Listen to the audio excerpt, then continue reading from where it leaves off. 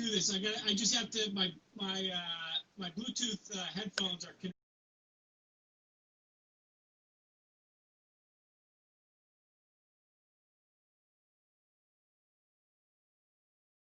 connected, so I can't hear you that well.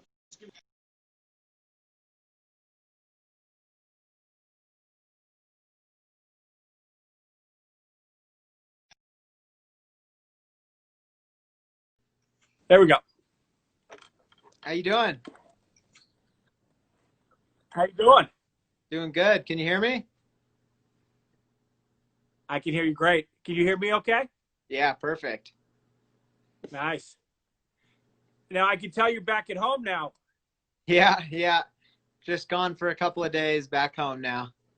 How was the trip? It was good. Yeah, perfect weather. Courses were really cool. It was only my second time up there.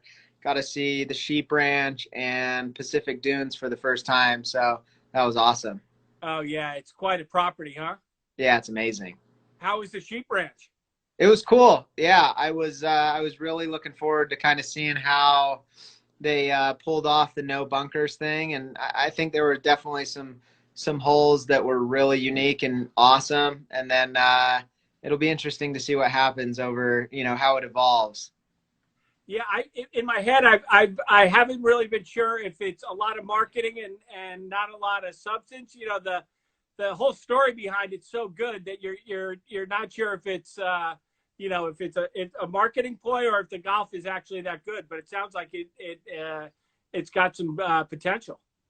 Yeah, no, it's really cool. I never saw it before, so I can't really, speak on what it was like and how it compares to what it was. But I mean, it's cool right now. It's really good. I think people are really going to like it, and yeah, it was fun to go see it. And have you played Old McDonald? No, that's the only one I haven't played. So I was pushing to go play that one yesterday afternoon, but I got outvoted to go play Bandon. It was just about ready to open up, and so obviously they hadn't you hadn't even heard about the Sheep Ranch yet, but Yeah, it's really quite a cool place, and it's got such a kind of stay there and relax type vibe to it, totally. And did you drive back and forth? No, we hopped on one of our friends' plane, headed out, and got back pretty quick. It was pretty convenient. So going direct, how long is that? Is it under an hour? It was like 80 minutes. Yeah. Yeah, it wasn't too bad. Definitely recommend it. Yeah, if you can, right? Yeah. So I understand. I've been kind of noticing on your social media and that you've got some good news or some movement or some what once was a dream or an idea is one step closer. Is there anything you want to share about that logo on your hat? Yeah, definitely getting closer. We got a piece of property under contract kind of back east in South Carolina, and yeah, looking forward to it. It's kind of crazy that it took COVID to make it happen, but yeah, it's wild times. That's great. Are you getting any interesting reactions from those close to you? Like I know when I started my own business, like I had people very close to me who were like, you always talked about that, but I wasn't really sure you were going to do it. Like they truly, and in my mind, I was never not going to do it, but it was interesting that people so close to me actually didn't think I was going to do it. Did you get any reactions like that? I think I've got that the last, handful of years, when it kind of turned into just making some stuff for, some friends and us wearing it around. And then it kind of turned into more people wanting it. I think that's kind of when I really got those reactions from some of those people close to me. But yeah, I'm sure I'll get it, if we kind of get this thing off the ground and going. Yeah. Well, we're really happy for you and excited for you. It's got such a great start to it already, and as a creative, my advice to you is stick to your vision. Totally. Because totally. you've had a lifetime to kind of shape this in your head, and you know, I love the concept. So my advice is to stick to your vision. Yeah, we're gonna be dialed and fully decked out with some B.Draddy gear in the pro shop. That's good. That's good. We need that. Well, we need golf to get back going again. How has it felt to get back out there and play some golf? You guys, did you guys even have any layoff? In Utah, it's been pretty okay so far. I mean, our club kind of shut down to no guests, so it's just kind of been some member play. But I mean, most of the people I play with have played more golf now than they ever have in their life. Yeah, So that's true. We try and we get out there kind of early, kind of first off, and rip around in about 2 hours with a couple of groups, and then I got to figure out what I'm going to do with the rest of the day. But it hasn't been, nothing like it was back east where clubs were shut down and there was no golf. But thankfully, it's been okay here. Well, just for the folks that don't know, would you give us just like your background, with your dad and how you kind of came to golf and then going to tour? Do you want to just give us a little background? Yeah. So, my dad played golf professionally, still does, but he went to BYU, played on tour for a handful of years, PGA professional.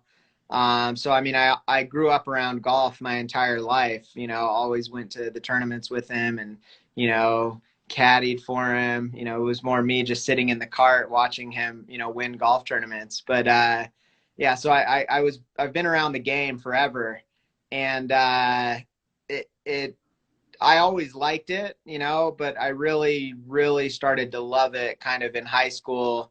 That's when I knew, like, okay, I would like to kind of give this a shot. And I kind of was getting better at that time.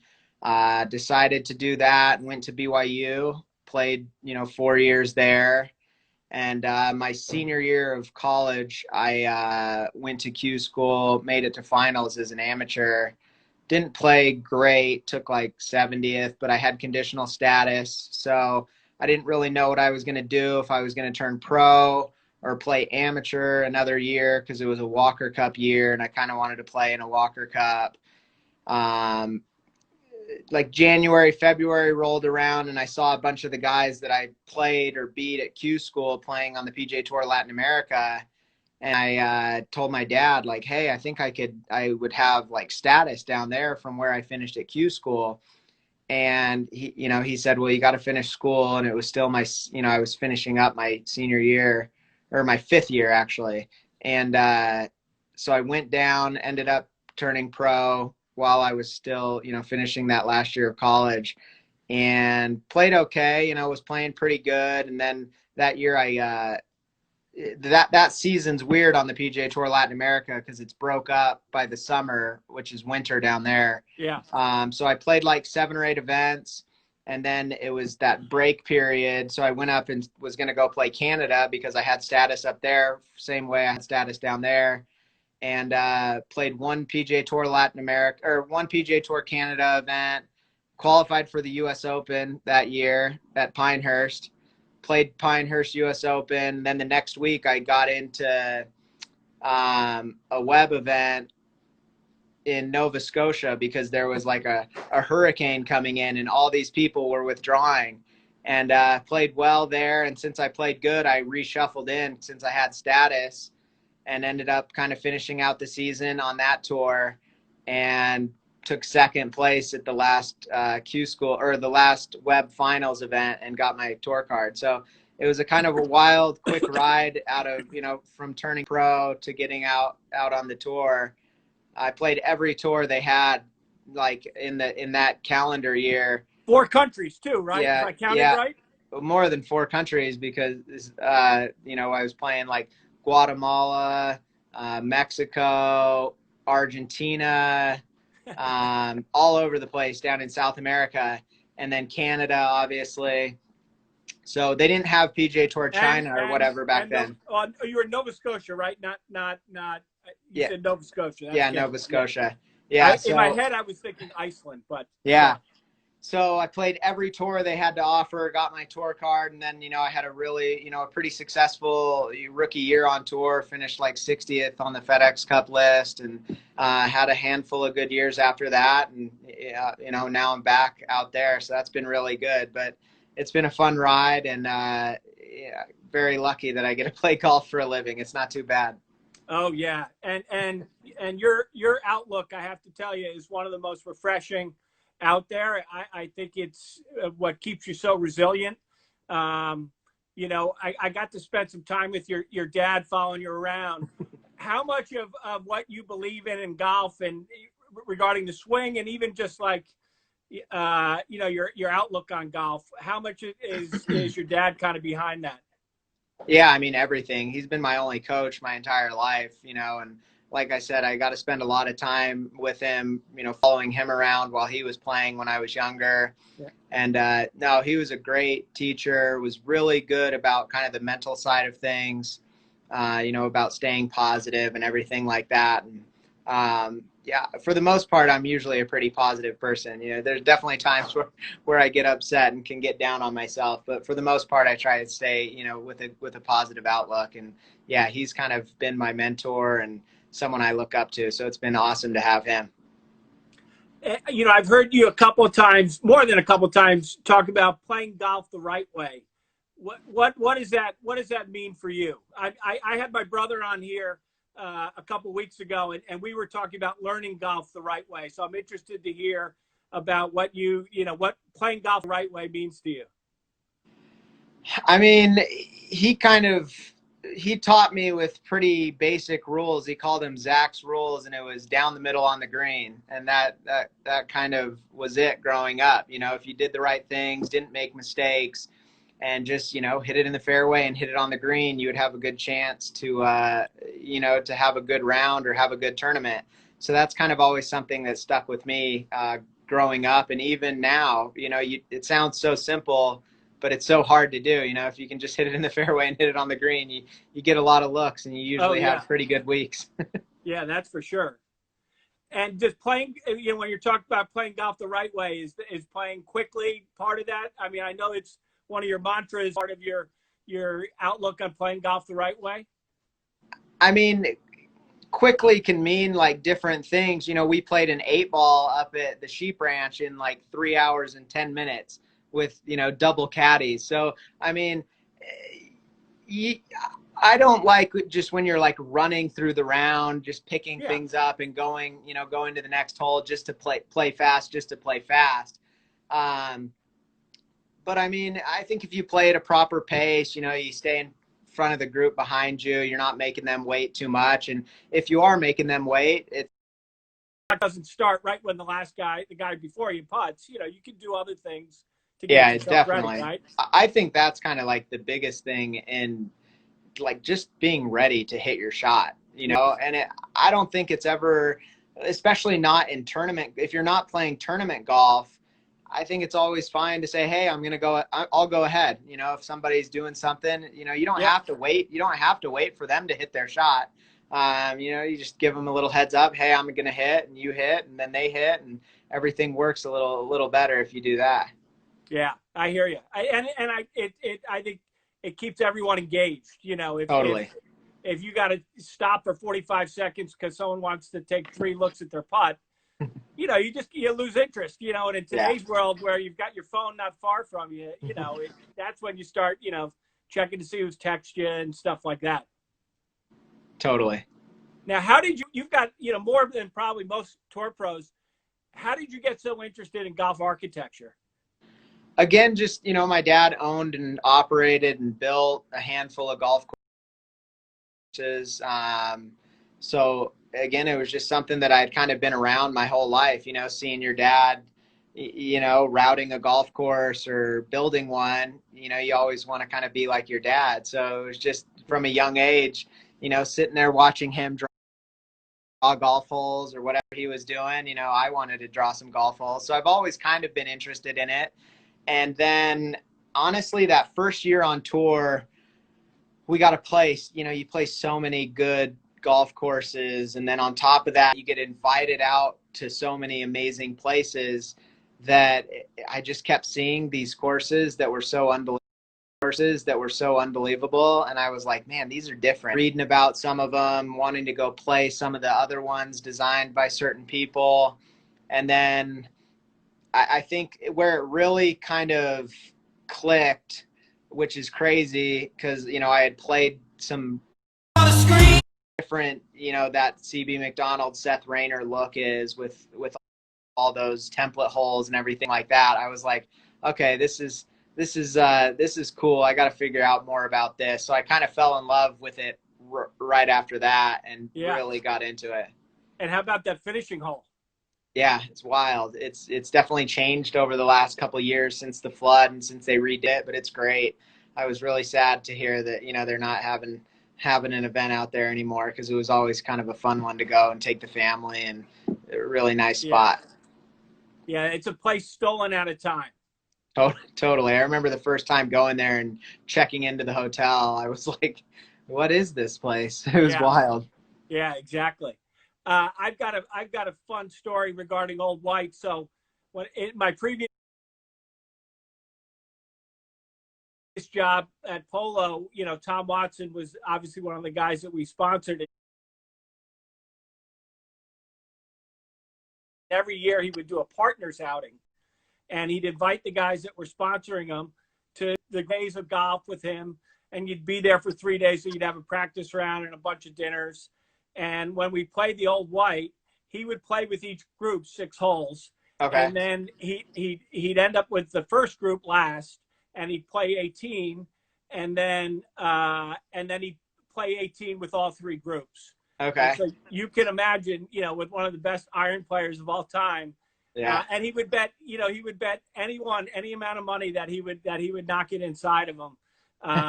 And I'd have to say, in the 3 years that I did it, I can only think of maybe 2 times that anyone even beat him. Awesome. I've played with him a handful of times. He's a great guy. He's very, very good ball striker. I played with him my year at Harbor Town. He was older than us for sure. Yeah. It was me and Hudson Swafford. It's no mistaking that he almost won the British Open at 60. There's a reason for it. That was wild. Yeah, where is it? Can we see that? Yeah, right there. Love it. Yeah. Probably the biggest upset in history right there. Yeah, yeah, exactly. And unfortunately, what's his name? I see I've even forgotten his name. Stuart Singh. Yeah, Stuart Singh. He hasn't played that well ever since. Yeah. It's crazy. He checked the one off the board, which is pretty big, which is winning for sure. So how for again, you're a bit of a renaissance man amongst your peers. How did you? You obviously have always had a creative bug to you in terms of your drawing and everything like that. When did that develop, and how has it kind of grown as you've gotten older? Again, kind of something that just always liked to draw, always liked to build things, with my hands, do creative stuff. And, a lot of downtime in professional golf, a lot of time, at the airports, a lot of kind of nights, in the hotel room with nothing to do. So it was just kind of some downtime, was just killing some time drawing or, thinking of cool things, and just kind of, kept doing that. And then it got to the point where I wanted to do some stuff with it, and, got lucky that it caught on and people liked it, and it's been fun. It's been a fun little ride, and it's been amazing to see how, people have enjoyed it. And that's kind of what it is for me. You get those messages or those people that, really like it, and they're like, this was really cool, thanks for sharing it. And so it's fun to do it for those people that really like it, all the fans out there that support it. Yeah. And is there a specific, type that had you really, starting to focus on it, whether it be landscapes or portraits or small objects? Was there something where all of a sudden you're like, God, I'm really enjoying this, doing golf landscapes or whatever it may be? Not really. I kind of just enjoy it all. It's just, I'm not great at any of it. Some of the stuff I'm a little better than some people, but it's just fun to kind of mess around and do some fun stuff whenever you have some ideas. And have you ever taken an art class? I mean, in like high school and stuff, Yeah. but I should have done it during COVID. That would have been a perfect time to learn how to get better at it. Has there been anything that you've picked up during COVID, started to focus on? No, not really. I mean, not that I can really think of. Definitely did my fair share of kind of cleaning out the house. I figured out I think I Yeah. might be a hoarder, but trying to get rid of a lot of stuff. There was stuff that I hadn't Yeah. worn in like 3 or 4 years, and I was like, I'll hold on to it. And my wife was kind of like, "You're a hoarder." Like, Yeah. We're sending you free clothes every month. We have a rule in our house: something in, something's got to go out. One in, one out. That's my office is turning into. It's so cluttered. I have so much artwork and so much stuff everywhere. I don't know what to do with all of it. Yeah. Well, I mean, you could always auction some of it off. I'm sure there's a lot of willing buyers out there. That's for sure. Absolutely. So, what do you think? What do you think about the majors getting moved to the second half of the year, and kind of the reopening of golf with what we've seen the past couple of weeks, with the event at Seminole and at Medalist? Yeah, those were really cool. It's always cool to see, really good players. And it's always fun to watch places like Seminole that a lot of people maybe don't get to see or don't know much about. It'll be interesting to see what happens. I know they canceled the John Deere like yesterday or the day before, so that was kind of sad to see, but kind of hearing rumblings of maybe another event in Ohio kind of after the Memorial or whatever. But I'm looking forward to kind of getting back.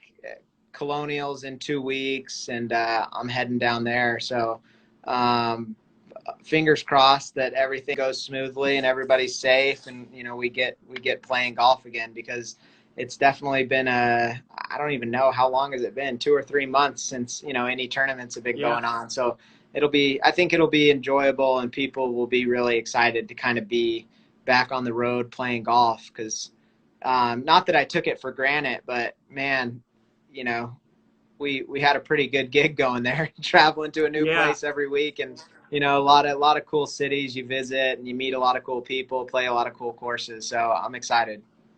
We had Brad Faxon on, and he said he hadn't been home for this long in 30 years. Yeah, I mean, same. I mean, I'm 30 right now, but I mean, I can't remember. It had to have been, high school, maybe. I mean, I was still playing like tournaments in high school, kind of traveling all around. So it might not even have been high school. It might have been like junior high. So it's been really cool, actually, just to hang out with the wife and the dogs, and like not be normal, but just live at home for more Yeah. than more than a week or two at a time. Well, and you guys are at such a special moment in your lives together. For those of you that don't know, Zac, that smile on his face is he's an expecting father. How Yeah. close are we to the delivery date?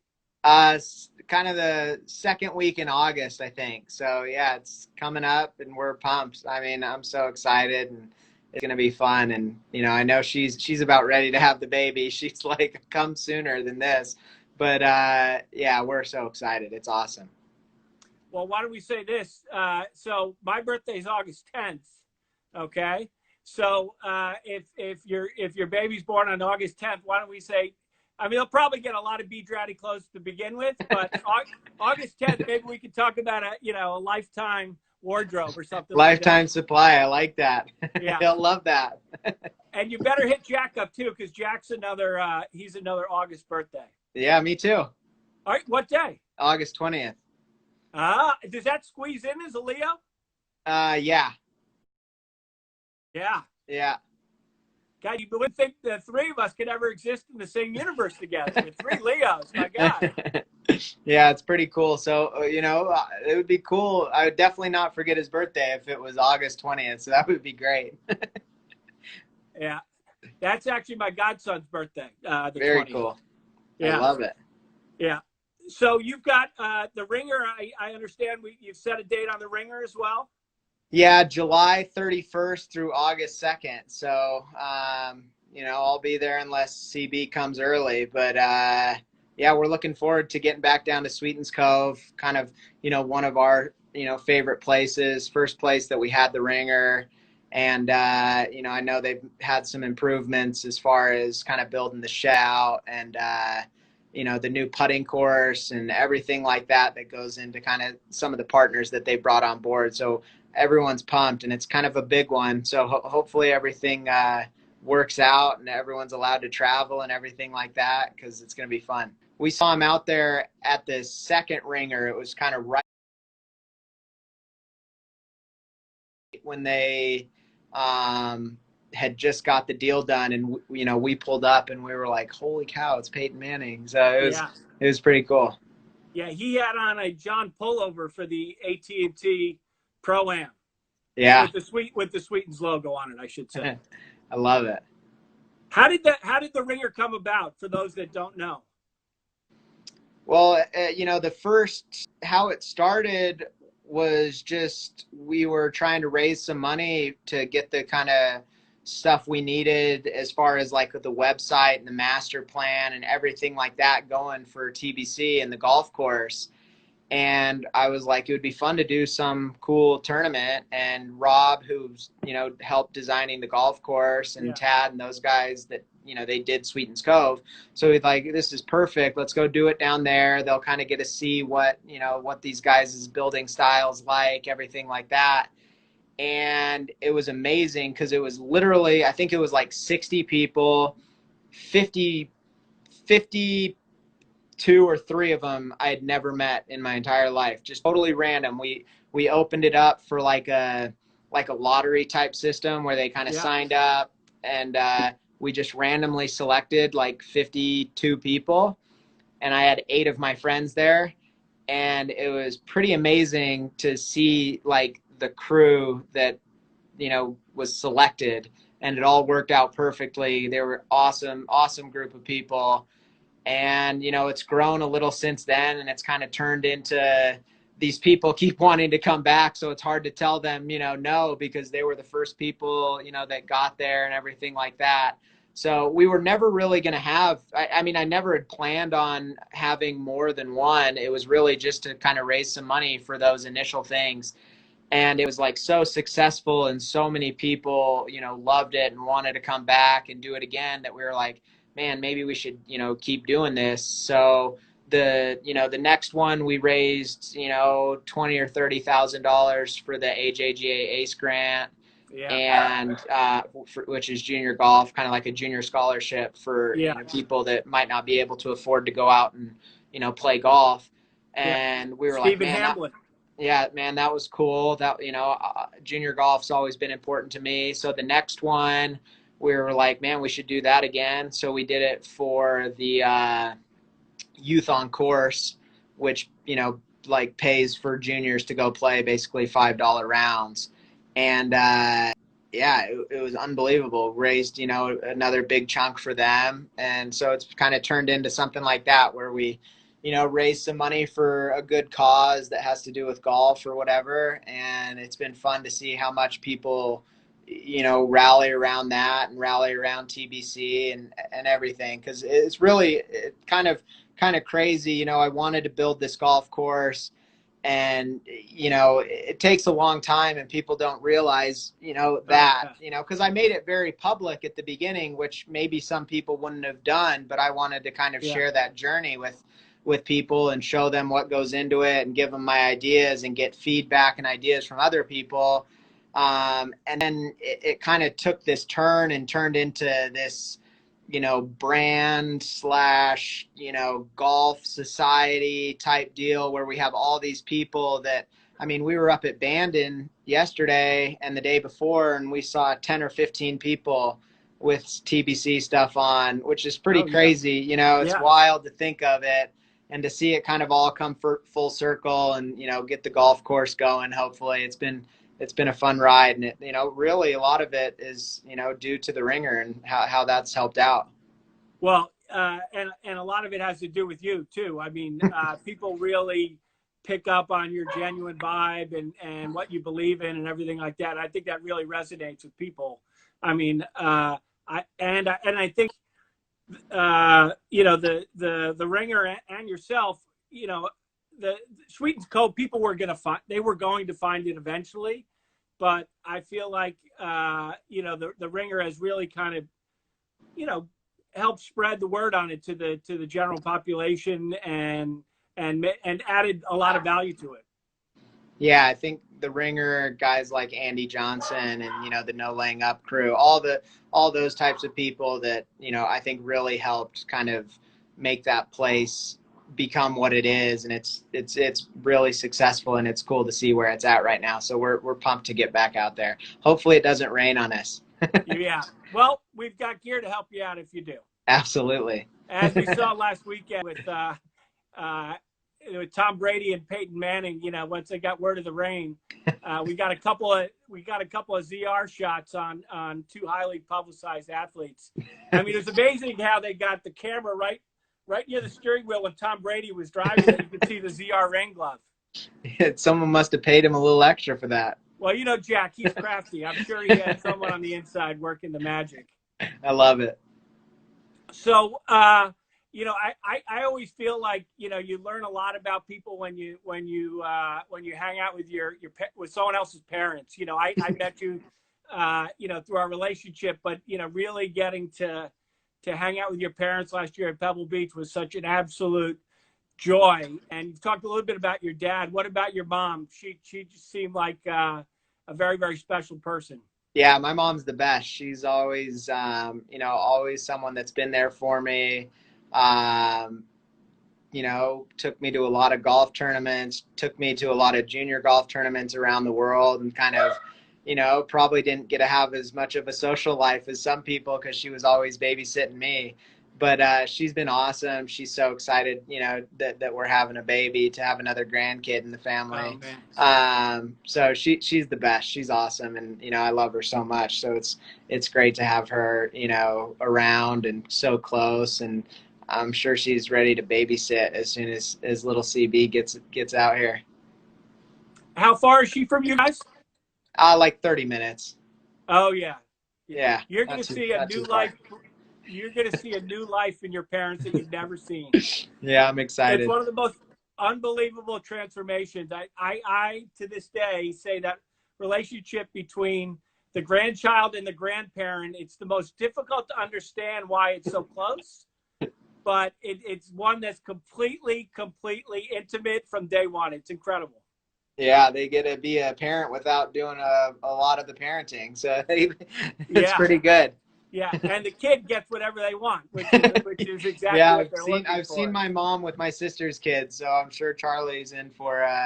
He's in for it. Now I know you're a big sneaker guy, and I more than once seen you with some Fresh Air Jordans. Did you watch The Last Dance at all? Oh yeah. I mean, Michael Jordan, one of my favorite athletes. Always loved watching him growing up. Tough to talk about some of those years with the Jazz in the finals, but it's hard to get mad at truly great, like one of the best ever. So at least we were there and gave it a run. And if you have to lose to somebody, it's always good to lose to the best. Well, I know exactly what you're talking about, being a New York Knicks fan, because that was our last chance we've ever had it at even coming close to the finals, and he literally ripped it from us several times. So I completely identify with what you're saying. It's tough, but that was really cool. It was cool how they did it. It was perfect. I know a few people that roll around with that crew, and we had heard about how cool that documentary was going to be, and it kind of worked out perfect that it came out when it did. Gave us kind of something to look forward to, something to watch on Sunday nights, and I mean, it was really cool to see some of that stuff, and you forgot some of the really cool stuff. That it was kind of cool to see that and kind of relive it and learn some new things, and Did you remember the still shot that they showed of the Indiana crowd when Michael was taking that last shot? It was, they literally cut to it, and it was like everyone was like, he hadn't made the shot yet, and everyone's like, you could see a scared look on everyone's face just by the fact that he was taking the shot.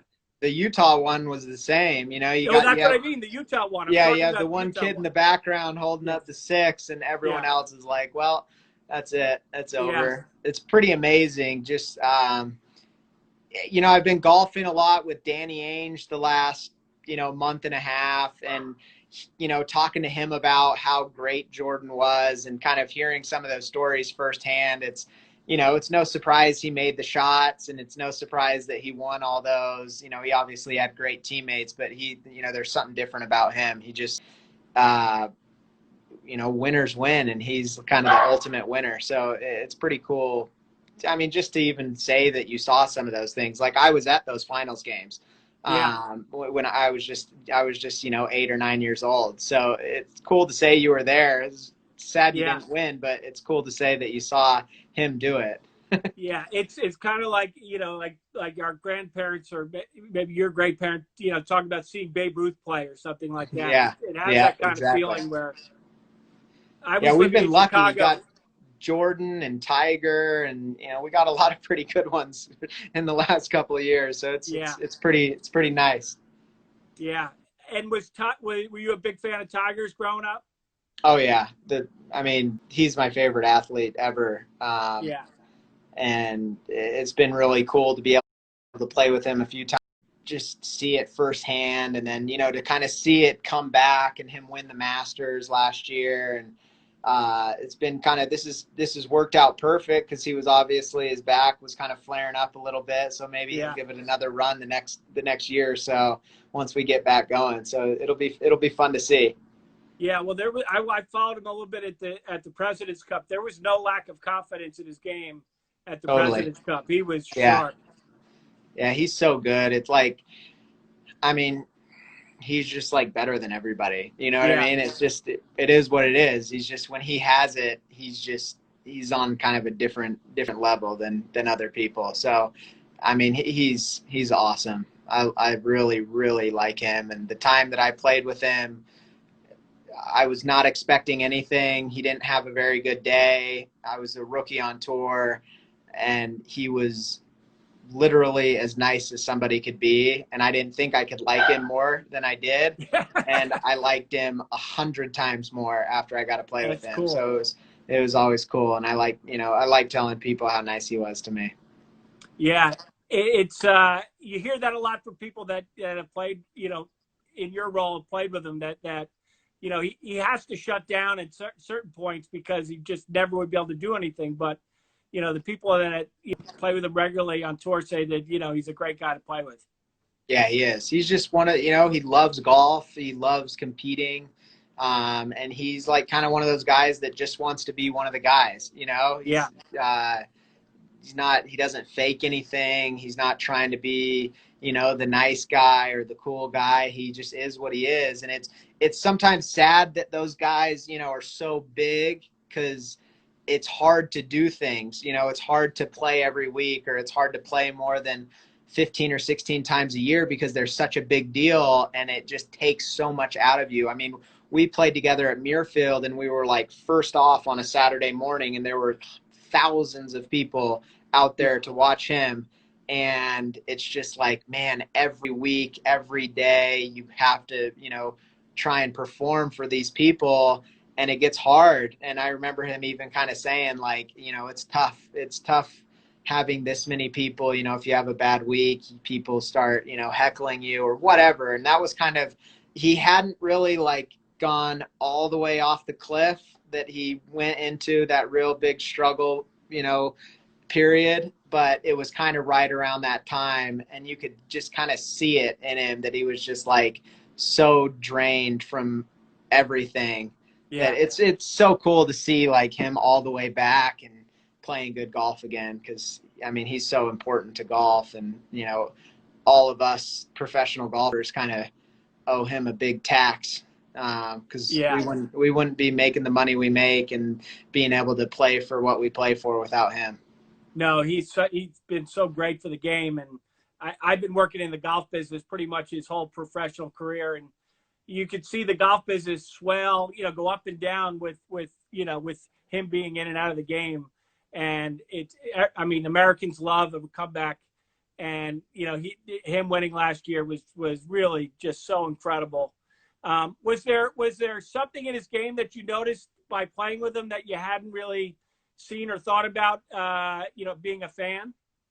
I mean, he just hits it like he hits his irons so flush and so good that I had Yeah. played with a lot of really good people, a lot of good ball strikers. And I remember a couple of shots he hit at Muirfield that were just like, I mean, it just sounds different. Like, I mean, it's just perfect, just perfectly flush. And the other thing I remembered was like every single putt he hit, they all didn't go in, but they were all like, they all had a chance. So Yeah. you can really tell with like those types of putters that when they do kind of that week where they are going in, it's kind of scary because every putt he hit was just like scaring the hole. It felt like it had a chance. Exactly. Yeah. Well, that was the thing that you noticed the most, that when he made his comeback, that was missing, was that he didn't his putting wasn't there yet. Yeah. He wasn't having those months at a time where he wouldn't miss a 4-footer or anything like that. So that's that crazy kind of like in focus putting that he had when he was winning all his tournaments. Yeah, because he went for, there was a long period like where he legitimately like didn't miss a putt that he needed to make, and then he went through this period where it seemed like he couldn't buy one of those putts. So, when he has those weeks where he does get kind of that laser focus and gets rolling it good, if he putts good, he just like wins, he's so much better than everybody else with the irons and he's smarter and he just knows how to golf and he knows how to play golf the right way and everything. He's just kind of got like the full bag. So when he drives it and putts good, he wins. Yeah. Now you mentioned Danny Ainge. The connection with him is through BYU, I assume. Yeah, he's spent a little, a couple weeks out here, playing a little golf at our club. So it's been fun, BYU legend and everything like that. Great golfer too. Yeah, Super, what an athlete. I mean, played amazing professional athlete. baseball and basketball. Most people don't know that he played for the Toronto Blue Jays. Yeah, he turned down #1 pick in baseball so he could play professional basketball. Yeah. He actually played baseball in the majors while he was at college. So he was like, he won the college player of the year at BYU and like his summer job was playing for the Blue Jays. Like, Yeah. that's pretty crazy. It's incredible. Yeah. I mean, I saw somebody like tweet something the other day about like Michael Jordan's competition versus LeBron's competition. And it posted a picture of somebody, I don't know, really good, fit, built athlete, whoever it was for LeBron. And then it had a picture of Danny Ainge, and I think they must have not realized, they were just like, oh, some, white guy, right? And it was like, no, like he's an unbelievable athlete. #1, could have been the #1 pick in baseball. Like, he's really good. If he would have been training like athletes train today, he probably would have looked a little different. Well, so he was never a self-promotion type guy. Yeah. He was, and no one was ever, he doesn't even come up when you talk about Deion Sanders and Bo Jackson. No one even mentions that he very successfully played 2 sports. Yeah, it's pretty cool, pretty fun. It's always good to play and just be around, people that are that good at whatever they do. So it's cool to kind of, pick his brain about certain things and kind of see how he handles situations. So it's a nice person to go play some golf with. I'm sure. And I'm sure he's got a couple stories to tell. For sure. So what are your top 5 golf courses that aren't on tour? Pine Valley, National Golf Links, Cypress, Fisher's Island, and probably Chicago Golf Club. Yeah. All pretty good ones. Yeah. What do you think is the most what's your most underrated golf course? Oh man, I mean the one that kind of always comes back to me is Kahuku on the North Shore of Hawaii. It's kind of just it's not in the best shape. It's not anything you would ever really know about unless you know about it, but it's just kind of just really cool vibe. It's just it is what it is. They know what they are. They're not trying to be anything different, and it's a place that I really enjoy to go out and I'm always happy when I'm out there. It doesn't matter if it's blowing 40 and raining or if it's, 85 and sunny. It's always an enjoyable round. Yeah, being in Hawaii probably helps that as For well. sure. I would say Northwood up north of San Francisco is another cool one. Little 9-holer, old Mackenzie course in the redwoods, and it's just like carved through these trees that are so much bigger than even the pictures do justice. And it looks like these holes are so tight and they're actually really, really wide and big, but the trees are so tall, it just, it distorts everything. So those are two really cool ones. Sounds like Pine Valley. Yeah, a little bit. The trees are about 10 times taller, but yeah. I remember sitting on the first time I played Pine Valley, sitting on the tee and looking at the fairways, and it felt like, you were hitting on a U.S. Open fairway. And then you get out there and you realize they're almost 100 yards wide. I mean, Yeah. it's incredible. They do a cool job there. You get on these tees, like you said, and they feel very intimidating, and if you hit it in the trees, it's not good. But then, like you said, you get up there and you look back and you're like, man, I do have a lot of room. And then it kind of is a double-edged sword, because then once you know that, when you go back and you do miss a fairway, you kind of figure out where the bodies are buried. It's not good. Yeah. You can get in a lot of trouble out there really quick if you don't hit it in the fairways. Yeah, for sure. For sure. The putter boy just said your top 5 courses are basically the top 5 courses in the country. So I think he's giving you a little bit of a hard time. They're pretty good. Yeah. So I'm going to go to the general crowd here for some for some questions. The first one is, how supportive has your dad been about the Buck Club? I think pretty supportive. He was kind of one of those guys like you talked about early on. That's like, you're really going to do this, you got to play golf like you're playing on the PGA Tour. Like, you're really going to focus on something else. And so I think there was definitely a time period where he didn't get it, and not that he wasn't supportive, but he was just like, all right, whatever. And now he's kind of turned the corner, and he's pretty amazed on, what we've kind of built it into and the support it has. But at the same time, he's kind of like, I'm going to this is your thing. I've done this before. This is kind of your journey and your project. I want to see what you can do with it. So he's supportive, but kind of wants me to do my own thing and see how it turns out. That seems like his approach a bit to your golf game too. He's not the first to jump in and tell you what to do. He kind of lets you figure it out a little, right? Yeah, for sure.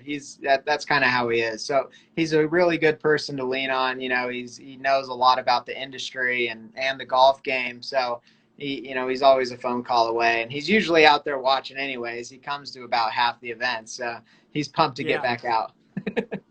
He's got a great disposition to be around. That's for sure. Totally.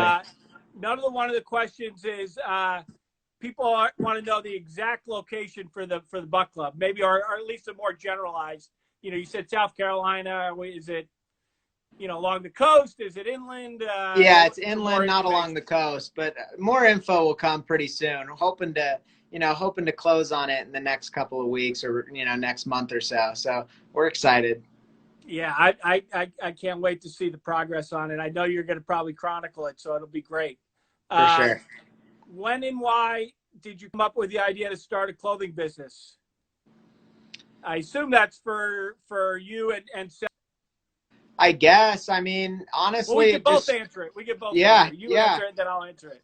So for me, it was honestly just like, we had this idea to build the golf course, and we came up with a logo, and we wanted to see if it looked good on some stuff, and we made a few hats and shirts, and people started asking about it. And it was really just for like me and a couple of my friends.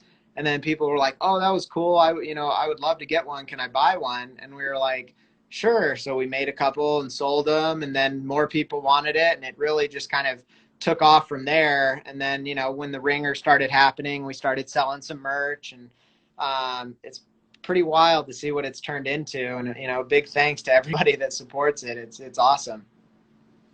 Well, and for me, if the question was intended for me, we have pictures of from kindergarten when we were doing painting of me painting polo shirts. So I could say it subconsciously probably started then, and then I think as early as like 14 or 15, I was thinking about it in the back of my head. So it was always something that kind of lived inside me. I'm sure you can identify with that. For sure. All right. Someone wants to know what's your tour schedule for the fall?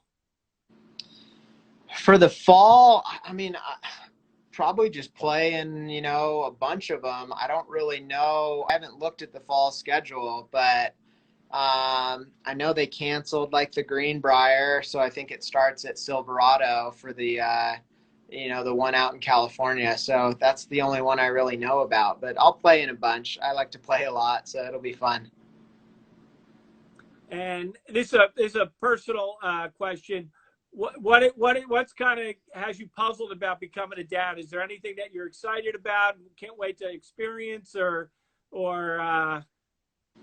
I think all of it. I mean, like everything. I mean, I know like for me growing up, Christmas and holidays and everything like that was so cool for me. So I'm hoping he likes them as much as I do. Cause I mean, yeah, I was the type of kid that would wake up at like 4 o'clock and see if Santa Claus came. And, yeah, so, you know, hoping that he likes that stuff as much as I did. yeah. I agree with you. That kind of like unbridled child enthusiasm is Yeah. like it's tough to describe to anybody. You know, it's pretty cool. We've had 4 birthdays in the past month. All my boys are born in between April 30th and May 26th. So Wow. I've had a lot of like, you know, mini Christmases this month. It doesn't really stop, even when they get into the teenage years. The gifts just become more expensive. Yeah, that's how it goes.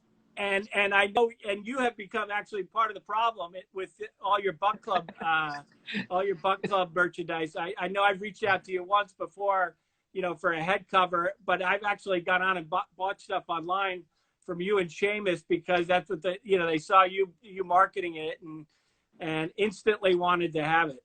Yeah. No, it's thanks for all the support. It's been great to, you know, make cool stuff. And I mean, honestly, a lot of it's just like stuff that I think's cool. I kind of just started making it for myself. Yeah. And then people liked it. And I was like, okay, we can, you know, you can get it. And then, it turned into, we couldn't lose money. So I couldn't just start giving it away. Well, same here. I mean, that's really, but I mean, I think most people, that's how they get into this side of the business. Yeah. It's a relationship of attraction. That's why there's so much passion behind it. Yeah. So aside from having a kid and starting a golf club, you got any other projects you want to tell us about? Not really. No, those are two pretty big ones, like that. And, excited to get back out on tour, fingers crossed everything goes smoothly and we get to play in the next couple of weeks. But pretty wild ride right now. Like I said, who would have thought, COVID was kind of the match to get this thing going for the golf course side of things. But Yeah. it's, wild world. Yeah. Well, I think the people that have kind of innovated as they've come through this thing will be the people that'll move forward in a positive way because of it. Totally. So, well, I want to thank you, for being such a great partner to us. It was a relationship of attraction when we started working together. What's it now? Probably a year and a half ago.